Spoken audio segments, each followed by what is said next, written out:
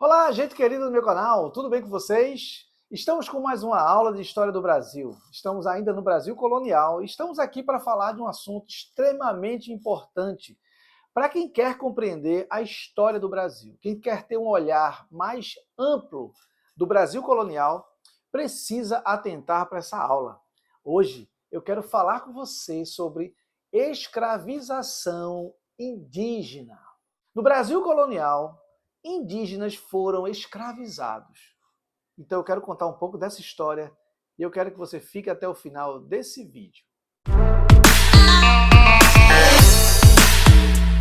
Eu sou Eliel Santos, seu professor de História e sou também veterano do Exército Brasileiro. E estou aqui para dar minha contribuição a você que quer ser sargento do Exército.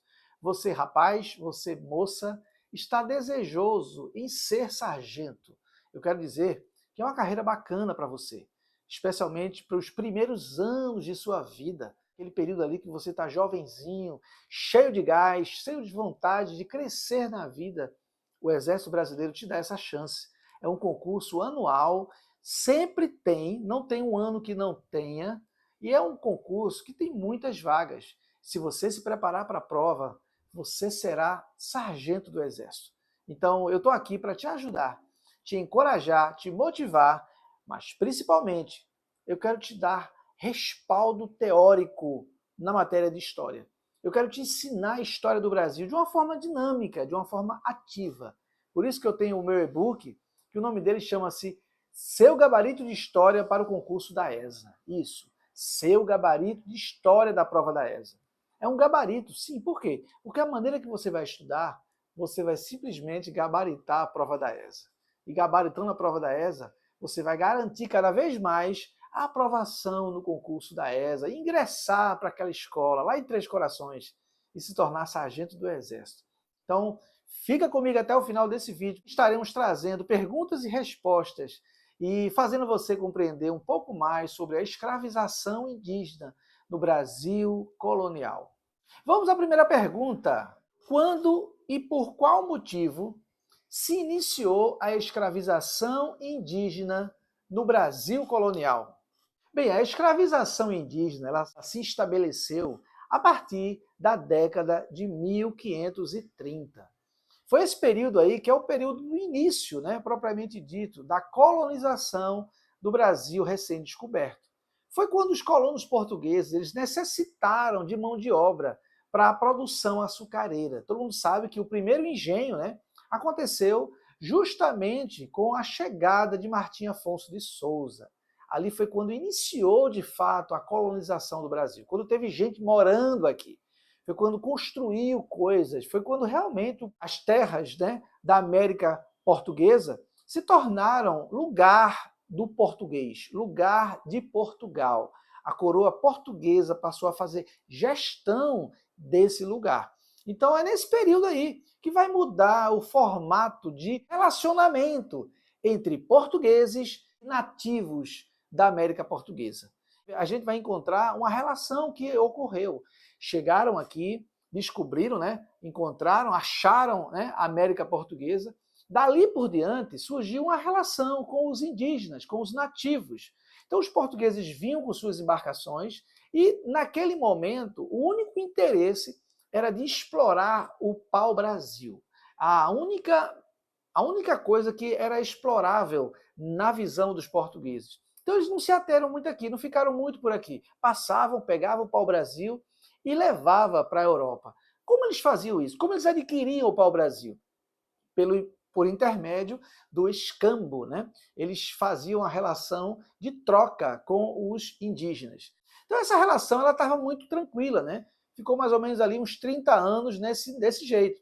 Eu chego aqui, trago uns materiais, espelhos, outras coisas, dou para os indígenas trazem a madeira para a gente. Pronto, está tudo certo. Quando chegou a indústria açucareira, o projeto, né, de fazer com que a América Portuguesa se tornasse uma grande lavoura de cana-de-açúcar para realmente mandar, com força, o açúcar para várias partes da Europa, né? Quando isso aconteceu, teve que ter uma mudança nessa relação com os indígenas.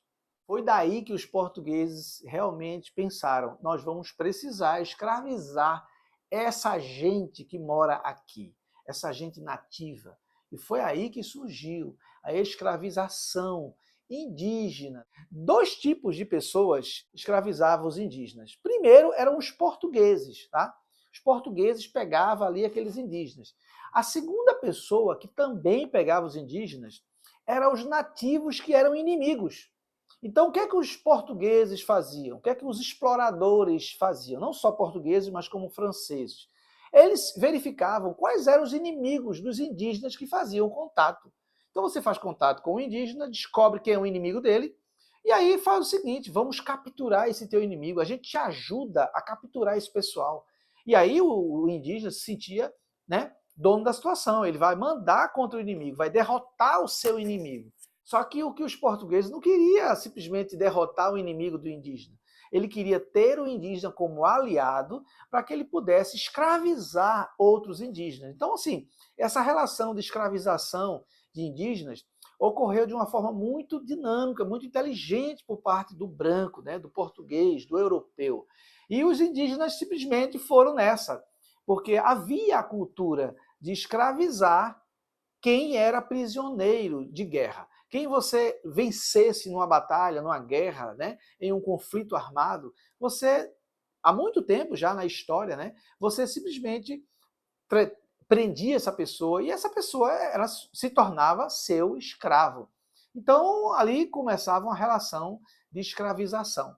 O relacionamento, né, que surgiu de colono português foi se tornando conflituoso, né, à medida que os nativos resistiam, né, ao processo de colonização, porque havia também ali uma organização, né, estruturada do português chegando na terra que tinha recém-descoberto, mas isso também trazia um desconforto, trazia uma coisa ruim para o indígena. E o indígena não queria, não aceitava essa tomada de terra, essa colonização.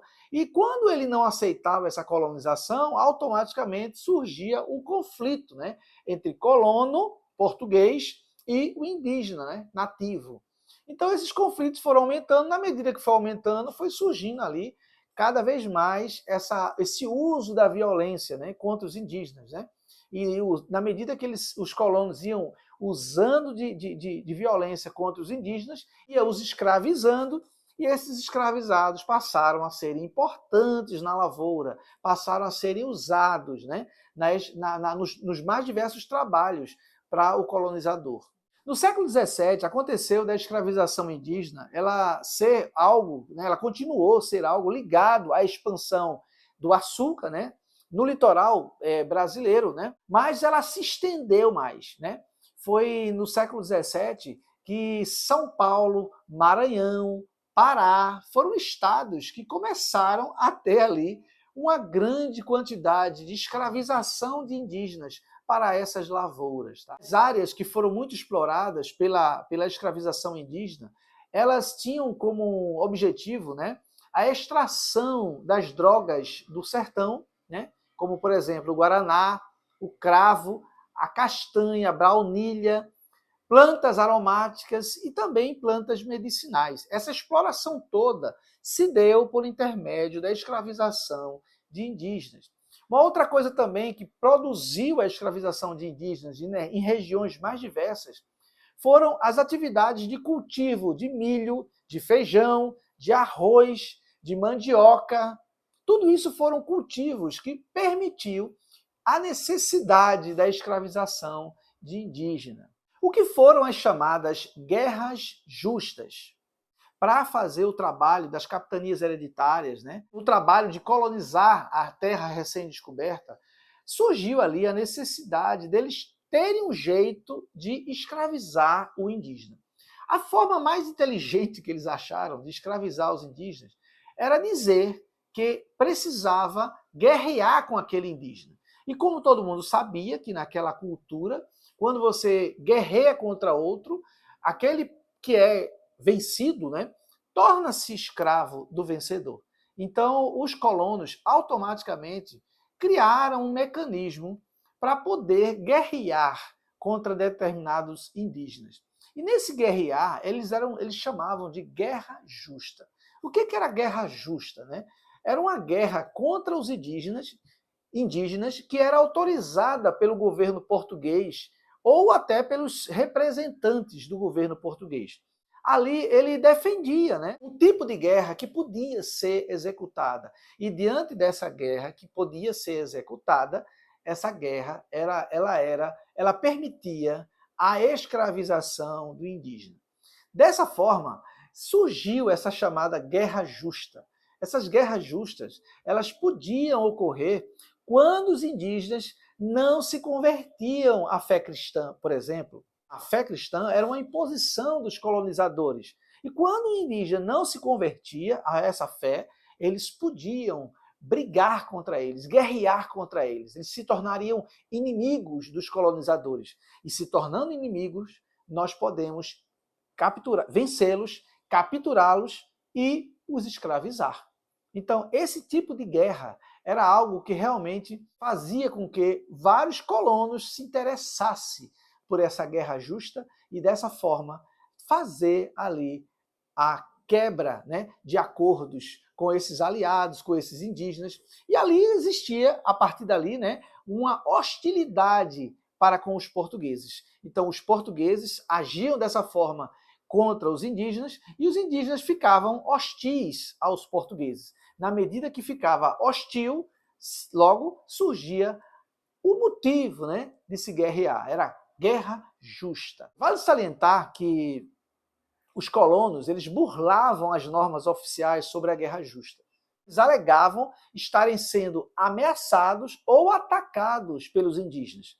Quando isso ocorria, eles diziam: nós temos que guerrear contra esses indígenas que estão nos atacando, estão nos ameaçando. Então eles criavam o pretexto para guerrear contra os indígenas. O modo oficial era por meio da guerra justa. Como era a guerra justa? Divulgar a fé cristã, fazer com que ele aceitasse a fé cristã. Se ele não se convertesse, ele podia ser inimigo e pudesse ser escravizado.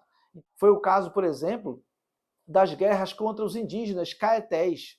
Os caetés eles ocupavam boa parte do litoral de Pernambuco. Pernambuco ele era tomado por uma grande nação caetés. Era muita gente, né? Todo esse litoral, todo esse local onde surgiu o canavial, né? Essa cana de açúcar com muita força, foi nesse lugar que mais tinha índios caetés. Tinha os tupinambás, os carijóis, tupiniquins, os guaranis, os tabajaras, os potiguares. Tudo isso são grandes grupos indígenas que ocupavam grandes extensões de terra. Todo esse pessoal precisou abrir espaço, ceder seu território e ser escravizado em prol da indústria açucareira. Quem se opusesse era morto, era torturado, fazendo com que eles chegassem à condição de escravizado. E assim ocorreu a escravidão indígena por intermédio da chamada Guerra Justa. O que foi a Confederação dos Tamoios? A Confederação dos Tamoios foi um movimento indígena que tinha o objetivo de combater, protestar contra a escravização dos indígenas. Houve ali um certo movimento, porque o que aconteceu? Estava ocorrendo uma escravização em massa pela família de João Ramalho. João Ramalho vivia no Planalto de Piratininga. Nesse lugar havia uma escravização em massa de indígenas. E esse movimento ele surge também como protesto contra as aldeias dos padres jesuítas. Dessa forma, várias nações indígenas resolveram se unir. E nessa união de nações indígenas contra os acampamentos jesuítas, né, que tinham o objetivo ali de catequizar os índios, transformá-los, né, em cristãos, quem capturava, né, com muita força esses indígenas? Esse protesto ele se deu, né, quando envolveu os indígenas tupinambás, parte dos tupiniquins, os indígenas carijóis e os guaianais das regiões de São Paulo e Rio de Janeiro. Esse movimento todo teve o apoio dos franceses. Lembra da ocupação francesa no Rio de Janeiro? Então foi por ocasião disso aí que os franceses, corsários, né, faziam o contrabando do pau-brasil Então, eles ali se aliaram aos indígenas e tentaram combater a escravização indígena. Eles fizeram ali uma grande aliança de guerra, né? Essa aliança de guerra foi que teve esse nome de Confederação dos Tamoios. Tamoio, né, na língua tupi, significa nativo, velho, do lugar. Então é alguém do lugar, é o nativo, é alguém que está ali há muito tempo, que chegou, que está ali desde sempre, né? Então se caracterizou como uma guerra dos antigos do lugar, isto é, os donos da terra contra os portugueses, contra os invasores, contra os inimigos dos indígenas. Foi uma guerra que durou 5 anos, ela se deu a partir de 1562 e ela vai ocorrer até 1567. Vários líderes tupinambás se destacaram nessa guerra, né? Nós vamos ter aí um líder chamado Cunhambebe e também um líder chamado de Aimberê. Esses dois líderes foram de muito destaque em todo esse movimento. Um grande aliado dos portugueses foi certamente a varíola. A varíola foi de grande importância para os portugueses, porque ela dizimava grande quantidade de indígenas. Por volta de 1564, houve uma grande epidemia, né, que atacou todo o litoral de norte a sul. Centenas de indígenas morreram, inclusive o líder indígena chamado Cunhambebe. Com a expulsão dos franceses no Rio de Janeiro, a Confederação dos Tamoios ela foi se enfraquecendo, tá? E nesse enfraquecimento se deu principalmente porque os indígenas não recebiam armas dos franceses, né? Os franceses conseguiam armar os indígenas e fortalecer a luta deles contra os portugueses, já que os portugueses, né, sempre utilizavam ali as armas de fogo. Então, realmente, vamos ter ali grande quantidade de indígenas serem dizimados pelos portugueses, que se deram bem, porque eles não só envolveram, né, grande reforço vindos de Portugal, mas como também eles envolveram os jesuítas na briga, né? Houve uma grande participação, por exemplo, do padre Manuel da Nóbrega, um muito famoso padre que foi ali um grande auxiliar, né, nessa luta contra os indígenas. Outro também que lutou contra esses indígenas nesse movimento foi o padre José de Anchieta. Esses dois foram decisivos, né? Vitória dos portugueses nessa luta. Através deles aconteceu ali, né, o chamado Tratado de Paz de Iperoig. Esse Tratado de Paz foi nada mais, nada menos que um tratado de morte contra os tupinambás. Eles conseguiram ali dizimar a grande quantidade de tupinambás e ali, diante daquela grande derrota, eles vão ali fazer, ali, consolidar o Tratado de Paz, né? Foi o tratado, na verdade, de morte para os indígenas, né? O final da guerra foi desigual, violento, onde 3.000 sobreviventes dessa campanha militar foram levados para algumas aldeias, né, que eram dirigidas por jesuítas, tanto no Rio de Janeiro como na Bahia. Quais motivos a escravização indígena foi substituída pela escravização africana? Os motivos pelos quais houve a substituição da escravização indígena pela escravização africana são 5. O primeiro motivo é a barreira cultural. Existia uma grande barreira cultural que era os indígenas, né, de sexo masculino. Eles não eram adaptados ao trabalho na lavoura. Na cultura indígena, né, essa era uma incumbência das mulheres indígenas. Então, vários indígenas não conseguiam fazer esse tipo de trabalho, era relutante, porque era contra a cultura deles. Então eles ali relutavam, resistiam e principalmente fugiam. Como eles eram muito mais astutos no terreno, né, habituados no terreno, eles com certeza se davam muito melhor e muitas vezes fugiam, deixavam de ser escravizados. Então era uma dificuldade muito grande que o colonizador tinha por conta desse aspecto cultural. O segundo aspecto que a gente vai classificar vai ser os milhares de indígenas contraíram doenças. As doenças, as epidemias, era algo que realmente acontecia quando os indígenas entravam em contato com os colonizadores europeus. Doenças como varíola, gripe, elas provocavam muitas mortes nos indígenas. E essas doenças, com os indígenas, era suficiente para dizimá-los, né? Eles morriam aos montes, e realmente foi um grande problema, né?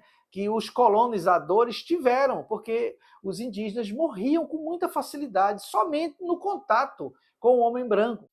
Vários senhores de engenho pensaram, será que vale a pena a gente arriscar, investir tanto dinheiro, né, tanto capital na mão de obra indígena, se eles morrem com tanta facilidade? O terceiro motivo pelo qual os africanos vão substituir a mão de obra indígena nas lavouras do açúcar é pelo fato que os africanos eles já dominavam as técnicas agrícolas. Os escravizados africanos eles eram provenientes de culturas que eram familiarizadas com a metalurgia, com a criação de gado. Então eram atividades que eram úteis para a empresa açucareira. Então eles puderam ali serem escravizados e terem melhor rendimento no trabalho, porque eles já eram acostumados com esse tipo de trabalho, diferentemente dos indígenas, que eles não dominavam as técnicas agrícolas, né? Eles eram menos úteis à empresa açucareira por esse ponto de vista.